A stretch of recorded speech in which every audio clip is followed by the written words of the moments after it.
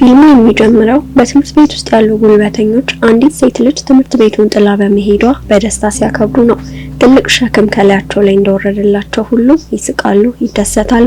በመቀጠል ትዕይንቱ ያቺው ሴት ልጅ በአንድ የወንድ ልጆች ስብስብ ፊት በሰላም ቆማ ወደምትገኝበት ቦታ ይቀየራል።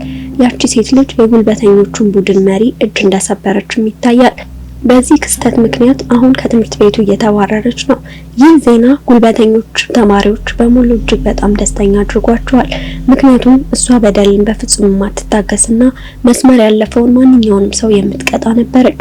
ስሟ ኪም ይባላል። በአካባቢዋ ምንም አይነት ስህተት ሲፈጸም ማየት አትችልም። ልክ በዚያው ምክንያት ጨካኝ ሰዎችን ሁልጊዜ ትምህርት ስለምታስተምር ከአንድ ትምህርት ቤት ወደ ሌላ ትምህርት ቤት በተደጋጋሚ ትባረራለች። የታሪኩ መግቢያ እንደሚያሳየው የኪም አባት የካራቴ ማስተር ሲሆን ከልጅነቷ ጀምሮ ማርሻል አርት በግል አስተምሯታል። ብዙም ሳይቆይ ኪም ወደ ሌላ አዲስ ትምህርት ቤት ትገባለች። በምዝገባው ሂደት ላይ አንድ መምህር በትምህርት ቤት ውስጥ በማንኛውም ጠብ ውስጥ እንዳትገባ በግልጽ ያስጠነቅቃታል። በዚህ ቅጽበት አባቷ ኪም በራሷ ጊዜ ጠብ በፍጹም እንደማትጀምርና ሌሎች በሚበደሉ ተማሪዎች ላይ ብቻ እንደምትቆም በሰላም ያስረዳል። ወደ ቤት እየተመለሱ ሳለ ኪም በአባቷ ተበሳጭታ ለምን ለመምህራኑ ሁሉንም ነገር በዝርዝር ማስረዳት እንደፈለገ ትጠይቀዋለች። መምህሩም ብዙውን ጊዜ ንጹሃን ልጆችን ከመጠበቅ ይልቅ ጉልበተኞችን እንደሚደግፉም ትናገራለች። አባቷ ቁጣውን በጥቂቱ እንድትቆጣጠር በትዕግስት ይመክራታል። ነገር ግን ድንገት አንድ አስቸኳይ ስራ ትዝ ይለውና በፍጥነት ጥሏት ይሄዳል። ኪም ለብቻ ወደ ቤት መጓዟን ትቀጥላለች። ከትምህርት ቤቱ ጥቂት ራቅ ካለች በኋላ ሁለት ጉልበተኞች ተማሪዎች አንድ ልጅ በፈተናው ወቅት እንዲያስኮርጃቸው ፈቃደኛ ባለመሆኑ ሲደበድቡት ታስተውላለች። የልጁ ስም ጆንግ ይባላል። ጆንግ እየተደበደበ ቢሆንም በፈተናው ከማጭበርበር ይልቅ በቅንነት ማጥናት እንዳለባቸው ይነግራቸዋል። ጉልበተኞቹ ግን ንግግሩን ችላ በማለት በጨካኝ ሁኔታ ያጠቁታል። ይህንን ድርጊት ሁልጊዜም የሚያደርጉት ይመስላል። በዚህ ቅጽበት ኪም ወደ ስፍራው ትደርሳለች። ጆንግ ሲደበደብ የሚያሳይ ቪዲዮም በሚስጥር ትቀርጻለች። ሁለቱ ወንዶች ልጆችም ያዩዋታል። በቁጣም ቪዲዮውን ወዲያውኑ እንድትሰርዝ ይጠይቋታል። ብዙም ሳይቆይ ሁለት ሴት ልጆች ኪም ማን መሆኗን ሳያውቁ ሊጣሏት ወደፊት ይመጣሉ። በጥቂት ሰከንዶች ውስጥ ኪም የአንደኛዋን ሴት ልጅ እጅ በህመም ጠምዝዛ ሁለተኛዋን በኃይል ገፍትራ ትጥላታለች። ከዛም መሪያቸው በራስ መተማመን ወደፊት በመምጣት እሱ ጠንካራ ተዋጊ እንደሆነ በማሰብ ኪም እንድትርቅ ያስጠነቅቃታል። ነገር ግን ከጥቂት ቅጽበቶች በኋላ ኪም በጣም አሰቃቂ ድብደባ ስለምትደበድበው በጥሩ ሁኔታ ላይ አይገኝም። ሌላኛው ወንድ ልጅ ጣልቃ ለመግባት ሲሞክር ኪም እሱንም በደንብ ትደበድበዋለች። ጆንግ ሁሉንም ነገር በፍጹም ድንጋጤ ይመለከታል። አንዲት ሴት ልጅ በርካታ ወንዶችን በቀላሉ ታሸንፋለች ብሎ ማመን አልቻለም። የኪም እያንዳንዱ እንቅስቃሴ ፈጣን፣ ንጹህና ትክክለኛ ስለነበር ፕሮፌሽናል ተዋጊ እንድትመስል ያደርጋታል። ሁለቱንም ወንዶች ልጆች ካሸነፈች በኋላ ኪም ለጆንግ ወደ ቤት እንዲሄድ በሰላም ትነግረዋለች። በማግስቱ ኪም በይፋ አዲሱን ትምህርት ቤቷን ትቀላቀላለች። በሚያስደንቅ ሁኔታ ጆንግ እና እነዛ ሁለት ጉልበተኞች ወንዶች ልጆችም በዚያው ክፍል ውስጥ ይገኛሉ። ኪምን ባዩበት ቅጽበትም ይደነግጣሉ። እሷ እዛ ምን እንደምትሰራ ማሰብም ይጀምራሉ። ጆንግ ግን እሷን በማየቱ እፎይታና ደስታ ይሰማዋል። ከኪም ጋር ለመነጋገርም ይሞክራል። እሷ ግን ሙሉ በሙሉ ችላ ትለዋለች። ትምህርት ካለቀ በኋላ ጆንግ ስላዳነችው ለማመስገን እንደገና ወደሷ ይጠጋል። ነገር ግን ኪም በእውነት ማመስገን ከፈለገ ከሷ እንዲርቅ ትነግረዋለች። እነዛን ተማሪዎች የደበደበችው በሱ ምክንያት እንዳልሆነም ታስረዳዋለች። ያደረገችው መጥፎ ሰዎችን ትምህርት የማስተማር ልማድ ስላላት ብቻ ነው። ያንን ምሽት ትዕይንቱ ወደ ጆንግ እናት ሬስቶራንት ይቀየራል። አንድ አስቸጋሪ ደንበኛ ስለ ምግቡ ሁል ጊዜ በማማረር ሂሳብ ለመክፈል ፈቃደኛ ባለመሆኑና የጆንግን እናት በመግፋት ሁከት ይፈጥራል። ጆንግ እናቱን ለመከላከል ጣልቃ ሲገባ ደንበኛው በሱ ላይ መጥፎ ባህሪ ማሳየት ይጀምራል። ጆንግ አባት እንደሌለውና እናቱ ሬስቶራንቱን ብቻ እንደምታስተዳድር ይናገራል። በዚያ ሁኔታም እንኳን ሰዎች በሰላም እንዲኖሩ ፈቃደኛ አይደሉም። በማግስቱ በትምህርት ቤት የሁለቱ ጉልበተኞች ሴት ልጆች መሪ የሆነችው ጄኒ ወደ ኪም በቁጣ ትመጣለች። ኪም ለምን ጓደኞቿ እንዳጠቃችም ትጠይቃታለች። ቪዲዮ መቅረጿን ስለሰማች ስልኳን እንድትሰጣትም ትናገራለች። ኪም ጉልበተኞች ሌላ ድብደባ ከመቀበል ውጪ የተሻለ ስራ የላቸውም በማለት በስላቅ ትጠይቃታለች። ጄንሂ ለታላላቆቿ ክብር እንደማታውቅ በመናገር ኪምን ትሳደባለች። ጄንሂ ልትመታት እጇን ስታነሳ ኪም ወዲያውኑ የእጅ አንጓዋን ይዛ እግሯን ትመታታለች። ይህም ጁንሂ መሬት ላይ እንድትወድቅ ያደርጋታል። በአቅራቢያው ያሉ ሰዎች ሁሉ ሙሉ በሙሉ ይደነግጣሉ። ምክንያቱም በጁንሂ ላይ ለመቆም የደፈረ ሰው የመጀመሪያዋ ኪም ናት። ጁኒ ተዋርዳና ተቆጥታ ሁለቱ ጓደኞቿ ኪምን እንዲይዟትና እሷ እንድታጠቃት ታዛለች። ነገር ግን ሁለቱም ሴት ልጆች አስቀድሞ ስለፈሩ ደጋግሞ ይቅርታ እየጠየቁ ይሮጣሉ። ጁኒ እንደገና ለማጥቃት ስትሞክር ኪም እጇን አንስታ ከፍተኛ ተማሪ ስለሆነች ብቻ እንደማረቻት ታስጠነቅቃታለች። ጁኒ ዳግመኛ ከሷ ጋር ለመጣላት ከሞከረች በሚቀጥለው ጊዜ እንደማትምራትም ትነግራታለች። ይህንን ካለቻት በኋላ ኪም በሰላም ትሄዳለች። ጆንግ ሙሉውን ትዕይንት ከሩቅ ሆኖ በሚስጥር ይመለከታል። ጁኒ ግን በሰው ሁሉ ፊት ከፍተኛ እፍረት ተሰምቷት ትቆማለች። በንዴት እየተቃጠለች ጁንሂ ወዲያውኑ ወደ ሁለቱ የቅርብ ጓደኞቿ ትሄዳለች። እነሱም የትምህርት ቤቱ ምክር ቤት ፕሬዝዳንት የሆነው ቴ እና የረጅም ጊዜ ጓደኛዋ ሄሶንግ ናቸው። አንዲት አስቸጋሪ ሴት ልጅ ወደ ትምህርት ቤታቸው እንደመጣችና በሰው ፊት እንዳዋረደቻትም ትነግራቸዋለች። ኪምን ትምህርት እንዲያስተምሯትም ትጠይቃለች። ሆኖም ግን ከመቆጣት ይልቅ ሁለቱም በሳቅ ይወድቃሉ። በታናሽ ተማሪ በመደብደቧ ጁንሂን ያፌዙባታል። በኋላም ኪም ከትምህርት ቤት እየወጣች ሳለ ጆንግ እንደገና ያገኛታል። እንዴት መደባደብ እንደሚችል እንድታስተምረውም ከልብ ይጠይቃታል። ሰዎች በየቀኑ እንደሚበድሉትና አንዳንድ አስቸጋሪ ሰዎች ደግሞ ወደ እናቱ ሬስቶራንት መጥተው እንደሚያናድዷቸው ያስረዳል። መዋጋት መማር የፈለገው ሌሎችን ለመጉዳት እንዳልሆነም ይናገራል። የፈለገው ራሱንና እናቱን ለመጠበቅ ብቻ ነው። ንግግሩን ከሰማች በኋላ ኪም በመጨረሻ ትስማማለች። ጆንግንም ወደ ቤቷ ትወስደዋለች። የኪም አባት ካራቴ በሙያ ደረጃ ስለሚያስተምር ጆንግን ያለምንም ማመንታት ወዲያውኑ ተማሪው አድርጎ ይቀበለዋል። በጨዋታ መልክም አዲስ ተማሪ ይዛ በመምጣቷ ለኪም ከረሜላ ኮሚሽን ይሰጣታል። ሆኖም ኪም ከረሜላውን ባለመቀበል አባቷ በትክክል ገንዘብ መክፈል እንዳለበት ትነግረዋለች። ብዙም ሳይቆይ የጆንግ ስልጠና ይጀምራል። እሱም በጣም ደካማ እንደሆነና መሰረታዊ እንቅስቃሴዎችን እንኳን በትክክል መስራት እንደማይችል ወዲያውኑ ግልጽ ይሆናል። በዚህ ምክንያት ጆንግ ከተራ ተማሪ በላይ በጠንካራ ሁኔታ እንዲሰለጥን ይገደዳል። በየቀኑ ሰውነቱን እስከ መጨረሻው ገደብ ያደክማል። በማግስቱ ጠዋት በጭራሽ መራመድ እስኪያቅተው ድረስ ጡንቻዎቹ በጣም ያሙታል። በትክክለኛው ሰዓትም ትምህርት ቤት ለመድረስ ጥቂት ይቀረዋል። በዚያ ቅጽበት ኪም ድንገት ከበስተጀርባው ትመጣለች። ምንም አይነት እዝነት ሳታሳይም በፍጥነት እንዲራመድ ትነግረዋለች። ይህ በእንዲህ እንዳለ ኪም ክፍል ውስጥ ተቀምጣ ሳለ እነዚያ ሁለት የቀድሞ ጉልበተኞች ወንዶች ልጆች በሐሰት ፈገግታ ወደሷ ይመጣሉ። የትምህርት ቤቱ ምክር ቤት ፕሬዝዳንት ቴ እንደጠራትም ይነግሯታል። ኪም ለምን እንደተጠራሽ ባይገባትም ለማግኘት ትሄዳለች። ስትደርስ ሄሶንግና ጁንሂ አስቀድመው እዚያ ነበሩ። ሶስቱም ስለ ቅርብ ጊዜ ክስተቶች ኪምን በተከታታይ ጠይቋታል። በውይይቱ ወቅት ሄሶንግ በእውነት መጥፎ ሰው እንዳልሆነ ግልጽ ይሆናል። እሱ ከሌሎቹ ጋር የሚደባደበው ጓደኞቹን ለመደገፍ ብቻ ነው። የኪምን ታሪክ ከሰማ በኋላና ሙሉ ችግር የጀመረው በጁኒ ምክንያት መሆኑን ከተረዳ ሄሶንግ ጉዳዩን በሰላም ለመጨረስ ይወስናል። ኪምንም እንድትሄድ ይነግራታል። ኪም እንደሄደች ቴና ጁንሂ ይቆጣሉ። ኪምን ትምህርት ሊያስተምሯት ሲያቅዱ ለምን እንዳሰናበታት ሄሶንግን ይጠይቁታል። ሄሶንግ ቴ የትምህርት ቤቱ ምክር ቤት ፕሬዝዳንት እንደመሆኑ መጠን ሰዎች መጥፎውን ወገን እንዲደግፍ ካወቁ በትምህርት ቤት ውስጥ ያለውን ስምና ስልጣን ሙሉ በሙሉ እንደሚጠፋ ያስረዳዋል። ጊዜ ያለፈ ሲሄድ ኪም እና ጆንግ ቀስ በቀስ የቅርብ ጓደኛሞች ይሆናሉ። አንድ ቀን ክፍል ውስጥ ሁለቱም በጸጥታ እየተጫወቱና እየሳቁ ሳለ ቴና ሄሶንግ በእነሱ አጠገብ ያልፋሉ። ቴ ኪም ቆንጆም አደገኛም እንደሆነች አስተያየት ይሰጣል። ይህ በእንዲህ እንዳለ ሄሶንግ በጸጥታ ኪምን ይመለከታታል። ከፊቱም ስሜት መረዳት እንደሚቻለው ቀስ በቀስ መውደድ እየጀመረ ነው። ሆኖም ስሜቱን ደብቆ በጸጥታ ይሄዳል።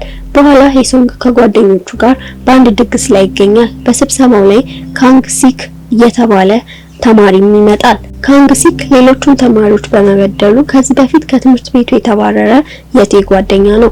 ሆኖም ቴ ተመልሶ ወደ ትምህርት ቤት እንዲገባ አድርጓል። ሄሶንግ ወዲያውኑ ቴን ለብቻው ወስዶ እንደ ካንግ ሲክ ያለ አደገኛና ጨካኝ ሰው ለምን እንዲመለስ እንደሚያደርግ ይጠይቀዋል። ከቴ ንግግር መረዳት እንደሚቻለው በኃይለኛ ሰዎች በመከበብ የበለጠ ስልጣን ለማግኘትና በመጨረሻም የአንድ የወረቦላ ቡድን አባል ለመሆን ይፈልጋል። ይህ በሄሶንግና በቴ መካከል ከባድ ክርክር ይፈጥራል። ምክንያቱም ሄሶንግ ጓደኛው ወደዚህ ጨለማ መንገድ እንዲሄድ አይፈልግም። በማግስቱ ቴ ሊቀላቀለው ካሰበው የወረቦላ ቡድን መሪ ጋር በሚስጥር ይገናኛል። የቡድኑ መሪ እሱ በመዋጋት ጎበዝ ቢሆንም ቡድኑን ለመቀላቀል ግን ከፍተኛ መጠን ያለው ገንዘብ እንደሚያስፈልግ ይነግረዋል። ቴ ወዲያውኑ በሐሳቡ ይስማማል።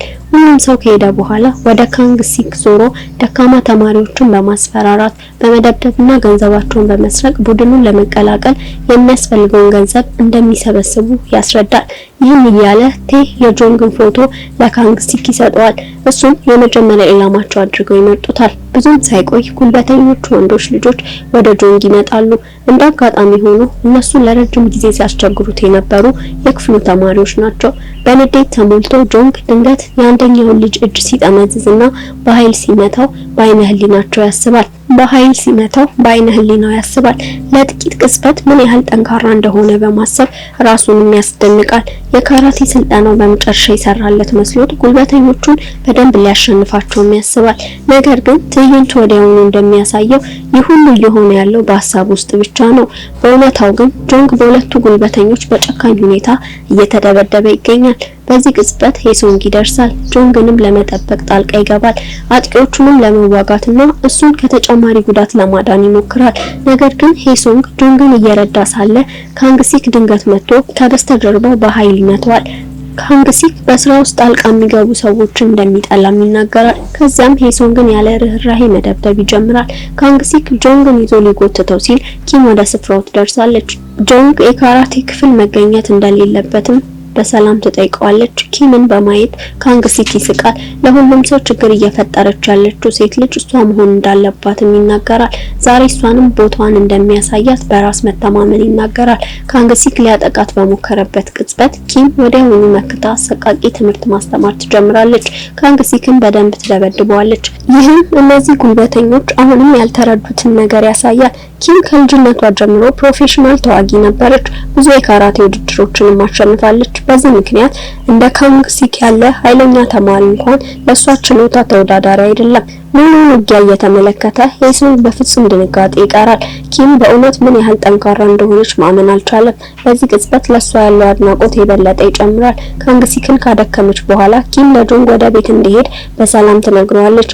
መጓዟንም ትቀጥላለች። ጆንግ ከመሄዱ በፊት ሄሶንግ ያስቆመዋል። ከኪም ጋር ምን አይነት ግንኙነት እንዳለውና እንዴት ሊቀራረቡ እንደቻሉ ይጠይቀዋል። እሱም እንደሷ ተዋጊ መሆን እንደሚፈልግም ይናገራል። ይህንን በመስማት ጆንግ ሄሶንግን ወደ ኪም አባት ይወስዷል። ከመቀበሉ በፊት የኪም አባት ስለ ካራቴ፣ ስለ ስነ ስርዓትና ስለ ኃላፊነት ረጅም ማብራሪያ ይሰጣል። በመጨረሻም ሄሶንግ የካራቴ ክፍሎችን እንዲቀላቀል ይፈቀድለታል። ሄሶንግ በደስታ የምዝገባ ቅጹን ይሞላል። ከሜዳሊያዎቹ አጠገብ የተቀመጡትን የኪም ፎቶዎችን በማየቱ ይደነቃል። ይህም የእሷን ስኬቶችና ጥንካሬ ያሳያል።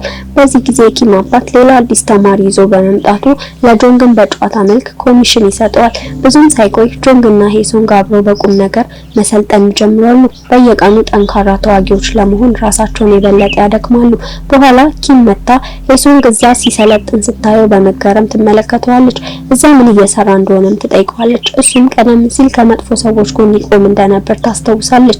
ሄሶንግ አሁን በማንም ወገን እንዳልሆነ ይነግራታል። የተሳሳተውን መንገድ ትቶ አሁን ከመርሱ ጋር ካራቴ መማር እንደሚፈልግ ያስረዳል። ሄሶንግ አስቀድሞ ቅጹን ሞልቶ በይፋ ክፍሉን ስለተቀላቀለ ኪም ተጨማሪ ክርክር አላደረገችም። ከዚህ ብዙም ሳይቆይ ጁኒ እንደገና ከኪም ጋር ለመጣላት ትሞክራለች።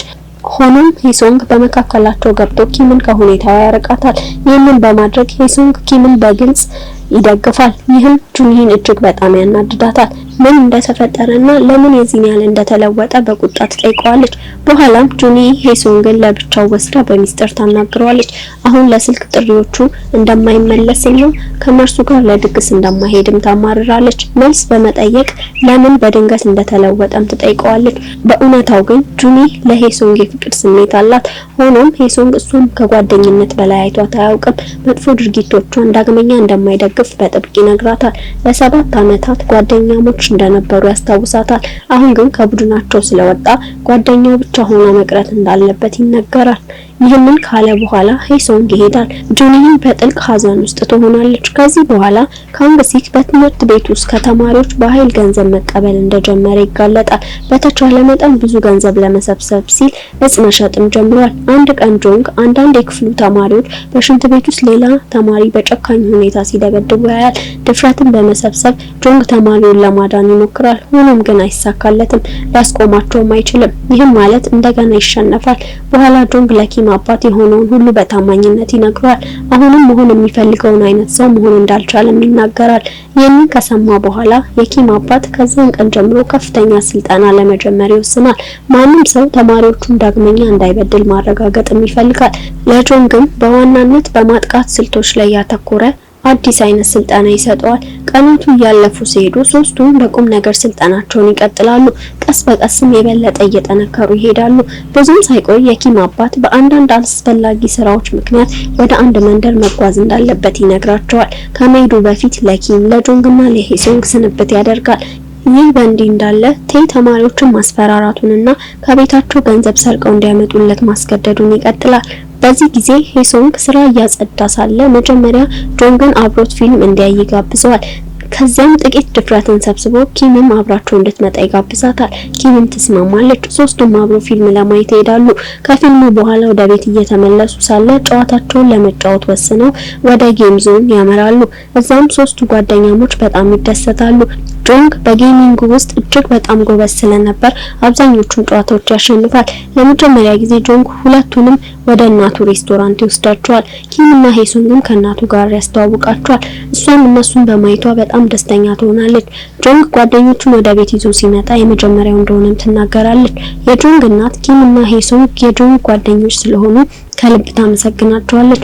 በኋላ ያንን ምሽት ሄሶንግ እና ኪም ለብቻቸው ሲቀሩ ኪም ከዚህ በፊት እንደዚህ ሆኖ የማያውቅ ለምን አሁን በድንገት ከሷና ከጆንግ ጋር ጓደኛ መሆን እንደፈለገ ትጠይቀዋለች። ሄሶንግ ቀደም ሲል ሙሉ በሙሉ የተለየ ሰው እንደነበርና ጊዜውን ከተሳሳቱ ጓደኞች ጋር ያሳልፍ እንደነበር ይነግራታል። በህይወቱ ሌላ ማንም ስለሌለው ጓደኝነት ለእርሱ ሁሉም ነገር በመሆኑ በውስጡ ባይወደውም እንኳን የእነሱን መንገድ ይከተል ነበር። ኪምና ጆንግን ካገኘ በኋላ ግን እሱ በእውነት መጥፎ ሰው እንዳልሆነና ሌሎችን የመጠበቅ ፍላጎት እንዳለው እንደተረዳ ይነግራታል። ለዚህ ነው የተሳሳተውን መንገድ ትቶ እንደነሱ ካሉ ጥሩ ሰዎች ጋር ለመቆየት የወሰነው። ይህ ጓደኝነት በእውነት ደስተኛ እንደሚያደርገው ይናገራል። ኪም ብዙ ሳትናገር በጸጥታ ሁሉንም ትሰማዋለች። በኋላ ያንን ምሽት ኪም ከጆንግ ጋር በጽሁፍ እያወራች በቀን ውስጥ የሆነውን ሁሉ ትነግረዋለች። በዚህ ነጥብ ላይ ኪም ከሄሶንግ ይልቅ ጆንግን እንደምትወደው ግልጽ ይሆናል። ይህ በእንዲህ እንዳለ ጆንግም ከመጀመሪያው ጀምሮ ለኪም ፍላጎት ነበረው። በሚቀጥለው ትዕይንት ቴና ሄሶንግ ተገናኝተው ማውራት ይጀምራሉ። ቴ በመጨረሻ የወሮበላ ቡድኑ እንደተቀላቀለና አሁን ኃይለኛ እንደሆነ በኩራት ሲናገር ሄሶንግ ሙሉ በሙሉ ይደነግጣል። ይበልጥ ያስደነገጠው ነገር ቴ የሚያስፈልገውን ገንዘብ የሰበሰበው ተማሪዎችን በመበደል መሆኑን ማወቁ ነው። ብዙም ሳይቆይ በሁለቱ ጓደኛሞች መካከል ከባድ ጦርነት ይነሳል። ሁለቱም እርስ በርስ በከባድ ሁኔታ መመታታት ይጀምራሉ። ቴ ሄሶንግን በመንገዱ ላይ ከገባ ኪምን እንደሚገላት ያስፈራራል። ይህንን በመስማት ሄሶንግ የበለጠ ይቆጣል። ኪምን ለመንካት ከደፈረ ከእርሱ ጋር የከፋ ሁኔታ ውስጥ እንደሚገባ ለቴ ያስጠነቅቀዋል። ትዕይንቱ በመቀጠል ወደ ቴና ጁኒ ይቀየራል። ቴ ሄሶንግን ኪምን መውደድ እንደጀመረና ስለሷ ምንም እንደማይገደው በመንገር ጁኒን ያታልላታል። በኪም ላይ በቀል እንድታወጣም ያበረታታታል። ከዚህ በኋላ ቴ ለጁኒ አንዳንድ መድኃኒት ይሰጣታል። ኪም ከጠጣችሁ በኋላ እንድትደክም በሻይ ውስጥ እንድትቀላቅለው ያዛታል። ትዕይንቱ የሚያበቃው ጁኒ በሐሰት ኪምን እንድታገኛት ስትጠራት ነው። በጥሩ አንደበት ጁኒ ላለፉት ስህተቶቿ ሁሉ ይቅርታ መጠየቅ እንደምትፈልግ ትናገራለች። ኪም ይቅርታዋን ከልብ ትቀበላለች። እሷም ከመጀመሪያው ጀምሮ ባለመግባባት እንደነበረ ትናገራለች። ውይይታቸው ሲቀጥል ጁኒ ኪም ሄሶንግን ተወደው እንደሆነ በማቅማማት ትጠይቃታለች። ኪም ይህንን በግልጽ በመካድ ሄሶንግ ለሷ ጥሩ ጓደኛ ብቻ እንደሆነ ትናገራለች። ጁኒን በመገረም ትመለከታታለች። እሷ ሄሶንግን እንደምትወደው ነገር ግን እሱ ተመሳሳይ ስሜት እንደሌለው ትነግራታለች። ምናልባትም ምክንያቱ እሷ አስቀያሚ ስለሆነች ሊሆን እንደሚችል በትካዜም ትናገራለች። ኪም ወዲያውኑ ይህ በፍጹም እውነት እንዳልሆነ ትነግራታለች። ጁኒ ቆንጆ እንደሆነችም ታረጋግጥላታለች። እሷና ሄሶንግ በእውነቱ ጥሩ ጥንዶች ሊሆኑ እንደሚችሉም ትናገራለች። ይህንን በመስማት ጁኒ ሙሉ በሙሉ ትደነግጣለች። በዚያ ቅጽበት ስለ ኪም ሙሉ በሙሉ ተሳስታ እንደነበር ትረዳለች። ምክንያቱም ኪም በፍጹም መጥፎ ሰው አይደለችም። በዚህ መረዳት ምክንያት ጁኒ ኪም ሻዩን ከመጠጣቷ በፊት ድንገት መሬት ላይ ትደፋዋለች። ኪም በመደናገር ለምን እንደዛ እንዳደረገች ትጠይቃታለች። ሆኖም ጁኒ ከመመለሷ በፊት ቴ ድንገት ይደርሳል። ፊቷንም በኃይል ይመታታል። ከዛ በኋላም ካንግሲክ ኪምን ከበስተጀርባው አጥብቆ ሲይዛት ቴ ኪምን በተደጋጋሚ መምታት ይጀምራል። ሁለቱም በቁጣ ዛሬ ለኪምና ለሁለቱ ጓደኞቿ ትክክለኛ ትምህርት እንደሚሰጡ ይናገራሉ። የቴን ጨካኝ ባህሪ በማየት ጁኒ በሱ ላይ ከፍተኛ ፍርሃት ይሰማታል። ቴ በመቀጠል ለሄሶንግ ይደውልና ሁሉንም ነገር ይነግረዋል። ወዲያውኑ እዚያ እንዲመጣም ያዘዋል። ይህንን በመስማት ሄሶንግና ጆንግ በጥልቅ ተጨንቀው ወደ ስፍራው ይመጣሉ። ሆኖም እነሱ ከመድረሳቸው በፊት ካንግሲክ ብዙ ተማሪዎችን እዚያ ሰብስቦ እየጠበቃቸው ነበር። ወዲያውኑም ከባድ ጦርነት ይነሳል። ሄሶንግ አስቀድሞ መዋጋት በደንብ ስለሚያውቅ እያንዳንዱን ሰው በቀላሉ ማሸነፍ ይጀምራል። ይህ በእንዲህ እንዳለ ጆንግ መጀመሪያ ላይ ማንንም ለማጥቃት ይቸገራል። ትኩረት የሚያደርገው ራሱን በመጠበቅ ላይ ብቻ ነው። ሆኖም አንዱን ተማሪ በጣም ባይል ከመተው በኋላ ጆንግ ድንገት እሱ አሁን ደካማ እንዳልሆነ ይረዳል። በመጨረሻም የበለጠ ጠንካራ እንደሆነ ያስተውላል። ከዛ ቅጽበት ጀምሮ ጆንግ የኪም አባት ባሰለጠነው መሰረት በትክክል ማጥቃት ይጀምራል። ውጊያው ለረጅም ጊዜ ይቀጥላል። በመጨረሻም ሄሶንግ ካንግሲክን ሲያሸንፈው የቀሩት ተማሪዎች መሪያቸው መውደቁን በማየት በራሳቸው ላይ ያላቸው እምነት ይጠፋል። በተመሳሳይ ጊዜ ስለ ኪም ተገቢ ያልሆነ ቪዲዮ ለመቅረጽ የነበረው ቴ ወደ ካሜራው እንድትመለከት ያዛታል። ልክ በዚያ ጊዜ ሄሶንግና ጆንግ ደርሰው ያስቆሙታል። በንዴት ተሞልቶ ቴ አንድ ጠረጴዛ ሰብሮ የኪምን ፊት በተሰበረው መስታወት ላይ በኃይል ይይዘዋል። ፖሊስ ከጠሩ የኪምን ፊት በቋሚነት እንደሚያበላሸውም ያስፈራራል። ቴ በመቀጠል ሁለቱም ልጆች ስልካቸውን እንዲያስረክቡት ይጠይቀዋል። እነሱም ለመታዘዝ ይገደዳሉ። ከዚህ በኋላ ቴ ሄሶንግን ወደፊት ጠርቶ እንዲቀመጥና ይቅርታ እንዲጠይቅ ያስገድደዋል። ከዛም ሄሶንግን ያለ ርህራሄ መደብደብ ይጀምራል። ቴ በተደጋጋሚ እግሩ ላይ ጥቃት ስለሚያደርስበት የሄሶንግ ሁኔታ በጣም አስከፊ ይሆናል። ይህንን በማየት ኪም ምንም ማድረግ ሳትችል በከፍተኛ ሁኔታ ታለቅሳለች። ጆንግ ድፍረቱን ሰብስቦ ቴን ለመዋጋት ይሞክራል። ሆኖም ቴ በጣም ጠንካራ ነው። ጆንግን በፊቱ መቆም አይችልም። ቴ ጆንግን ያለ ማቋረጥ በጨካኝ ሁኔታ መደብደብ ይጀምራል። እየተደበደበም ቢሆን ጆንግ ቴን ውድቅ ሰው በማለትና ምንም አይነት ክብር እንደማይገባው በመናገር ንቀቱን ይገልጻል። ይህ ቴን ይበልጥ ያናድደዋል። አሁን ለምን ማንም እንደማያከብረው እንዳልገባው እየጮኸና ሁሉም ሰው እሱ ማን እንደሆነ መርሳታቸውን እየጠየቀ በጆንግ ላይ ጥቃት ያደርሳል። ቴ ጆንግን በከፍተኛ ሁኔታ ካቆሰለው በኋላ ዞር ሲል ኪም ራሷን ነፃ እንዳወጣች በማየቱ ይደነግጣል። ጆንግ ኪም ማምለጥ እንድትችል ሆን ብሎ ቴን በሐሳብ ጠምዶት ነበር። በመቀጠል የሆነ ነገር ሁሉንም ነገር ሙሉ በሙሉ ይለውጠዋል። ኪም ኃይለኛ መልሶ ማጥቃት ትጀምራለች። ቴንም ያለ ርህራሄ ትደበድበዋለች። ከዚህ በፊት አግኝቶት የማያውቀውንም ትምህርት ታስተምረዋለች። እስከዚያ ቅጽበት ድረስ በትምህርት ቤት ውስጥ ያለ ማንም ወንድ ልጅ ከኪም ጋር መወዳደር አልቻለም ነበር። ይህ ውጊያም ይህንን እንደገና ያረጋግጣል። ኪም ቴን ሙሉ በሙሉ ታሸንፈዋለች። ዳግመኛ ጓደኞቿን እንዳይነካ ወይም በትምህርት ቤት ውስጥ ማንም ላይ ጉልበት እንዳያሳይ ታስጠነቅቀዋለች። በአንድ የመጨረሻ ኃይለኛ ምት ቴ መሬት ላይ ወድቆ ራሱን ይስታል። ጆንግ ወዲያውኑ ወደ ኪም እየሮጠ ደህና መሆኗን ወይም መጎዳቷን በጭንቀት ይጠይቃታል። ኪም በሰላም ምናልባትም ይህንን ጥያቄ እሷ ለሱ መጠየቅ እንዳለባት ትነግረዋለች። ጆንግ በመቀጠል ሄሶንግ እንዲቆም ይረዳዋል። ሄሶንግም ኪም ደህና መሆኗን ይጠይቃታል። ኪም ሁለቱም በከፍተኛ ሁኔታ ስለቆሰሉ እርስ በርስ እንዲጠባበቁ ትነግራቸዋለች። ሄሶንግና ጆንግ ቀስ ብለው እርስ በርስ እየተደጋገፉ ስፍራውን ለቀው ይወጣሉ። በፊልሙ መጨረሻ ላይ ጁኒ እና ሁለቱ ጓደኞቿ ራሳቸውን ሙሉ በሙሉ ከቀየሩ በኋላ የካራቴ ክፍሉ እንደተቀላቀሉ ይታያል። የኪም አባት በግል ያሰለጥናቸዋል። በአንድ ወቅት በስልጠናው ወቅት እንዲጨፍሩም ያደርጋቸዋል። በሚያስደንቅ ሁኔታ ሴት ልጆቹን በጣም ይደሰታሉ። ኪም በመጨረሻ ጆንግን የህይወት አጋሩ አድርጋ ስለመረጠችው አብረው ይታያሉ። ሁለቱም አብረው በእውነት ደስተኛም ይመስላሉ። ይህ እንዲህ እንዳለ ሄሶንግ ከአዳዲስ ተማሪዎች ምዝገባ ጋር ሲረዳና ለጀማሪዎች ስለ ካራቴ ሲያስረዳ ይታያል። በህይወቱ ለመጀመሪያ ጊዜ እውነተኛ ቤተሰብና እውነተኛ ጓደኞችን ያገኘ ያህል ይሰማዋል። ይህም እውነተኛ ደስታን ያመጣለታል። በዚህ ሞቅ ባለና አርኪ መደምደሚያ ፊልሙ በመጨረሻም ያበቃል። በታሪክ ውስጥ የትኛውን ገጸ ባህሪ የበለጠ እንደወደዳችሁት በኮሜንት ላይ ማሳወቅ እንዳትረሱ። ሄሶንግን፣ ኪምን ወይስ ጆንግን? ይህንን ሪካፕ ከወደዳችሁት ቪዲዮውን ላይክ ማድረግ፣ ቻናሉን ሰብስክራይብ ማድረግ እና የደወል ምልክቱን መንካት እንዳትረሱ። ሰላም ሁኑ።